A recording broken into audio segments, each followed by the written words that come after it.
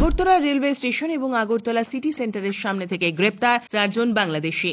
ভারত বাংলাদেশ সীমান্তে বিএসএফ জওয়ানদের কঠোর নিরাপত্তা ব্যবস্থা থাকলেও কি করে প্রতিদিন বাংলাদেশিরা ভারত বাংলাদেশ সীমান্ত পার করে ত্রিপুরায় প্রবেশ করছে তা নিয়ে ইতিমধ্যেই প্রশ্ন উঠতে শুরু করেছে। বর্তমানে বাংলাদেশের অস্থির পরিস্থিতিতে দলে দলে বাংলাদেশি মানুষ ভারত বাংলাদেশ সীমান্ত পার করে ভারতে প্রবেশের চেষ্টা করে যাচ্ছে। আবারও আগরতলা রেল স্টেশন থেকে জিআরপি থানার পুলিশ 2 জন বাংলাদেশিকে আটক করতে সক্ষম হয়েছে। ধৃত বাংলাদেশিদের মধ্যে একজন মহিলা এবং একজন পুরুষ। তারা মানব পাচারকারীদের মাধ্যমে অবৈধভাবে বাংলাদেশের রোহিঙ্গা ক্যাম্প থেকে ভারতে প্রবেশ করেছেন। অপরদিকে আগরতলা সিটি সেন্টারের সামনে থেকে 2 জন বাংলাদেশিকে আটক করতে সক্ষম হয়েছে আগরতলা পশ্চিম থানার পুলিশ।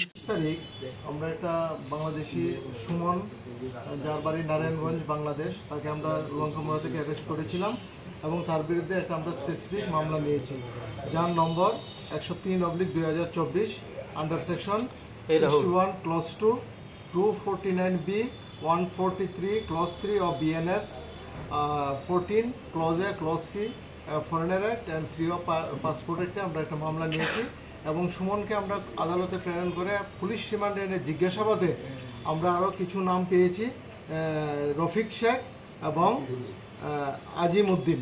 তারা 2 জনকে গতকালকে আমরা সিটি সেন্টার এলাকা থেকে অ্যারেস্ট করি। তার বক্তব্য অনুযায়ী তারা কিছুদিন আগে বাংলাদেশ থেকে অবৈধভাবে ভারতে প্রবেশ করেছিল সোনামুড়া দিয়ে এবং আগরতলা তার আশপাশ এলাকাতেই তারা ছিল এবং গতকালকে তাদের রিমান্ডের এপি সুমনের বক্তব্য অনুযায়ী, কনফেশনাল স্টেটমেন্ট অনুযায়ী আমরা 2 জনকে অ্যারেস্ট করেছি এবং আজকে তাদেরকে আমরা আদালতে প্রেরণ করব পুলিশ রিমান্ড চেয়ে। কয়টার সময় তাদেরকে গতকাল 3টার দিকে তাদেরকে আমরা তাদের কাছ থেকে আমরা কিছু 2টা মোবাইল আমরা উদ্ধার করেছি এবং কিছু কাগজপত্র। কোন জায়গায় থাকতো তারা? এখানে তারা সিটি সেন্টার এলাকাতে, এখানে একটা ফ্ল্যাটে আছে। মানে তারা কিভাবে আইছে, কিছু কি কইছে? মানে তারা কিছুদিন আগে, অনেক দিন হয়ে গেছে, সোনামুড়া বর্ডার দিয়েছিল, তারা আগরতলাতে প্রবেশ করেছিল এবং তার সঙ্গে সুমনও ছিল। হ্যাঁ, আরও কি আছে এরকম মানে বাংলাদেশি যারা ভারতের বিভিন্ন জায়গায়? এখন তাদেরকে পুলিশ রিমান্ডে জিজ্ঞাসাবাদ করলে আরও বাকি তথ্য আমরা পাবো বলে আশা করছি। ধৃত 4 জন বাংলাদেশিকে পুলিশ রিমান্ড চেয়ে আদালতে সোপর্দ করা হয়েছে বলে জানিয়েছে পুলিশ। গ্রেপ্তার করা হয়েছে, কোন জায়গা থেকে গ্রেপ্তার করেছে এবং তারা কোন জায়গায় যেতেছিল? গতকালকে আমরা 2 জন রোহিঙ্গা নাগরিককে গ্রেপ্তার করেছি। অ্যাকচুয়ালি তারা বাংলাদেশের যে রোহিঙ্গা ক্যাম্প আছে, ক্যাম্প নাম্বার 5, ওখান থেকে তারা এসেছে এবং ইলিগালিভাবে এসেছে বর্ডার ক্রস করে।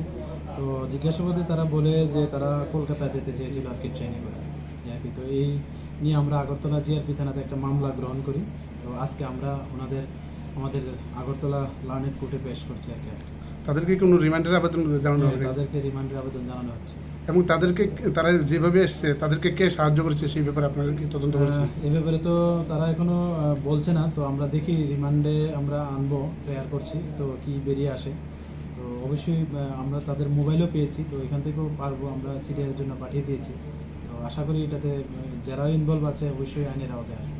তাদের কাছ থেকে আর কি কি উদ্ধার করা হয়েছে? তাদের কাছ থেকে এমনি ইন্ডিয়ান কারেন্সি আর তাদের যে স্মার্ট মোবাইল ফোন এগুলি পাওয়া গেছে। এমন তো বৈধ কোনো কাগজপত্র নেই তাদের? না, কোনো কাগজপত্র পাওয়া যায়। Bureau report, big news.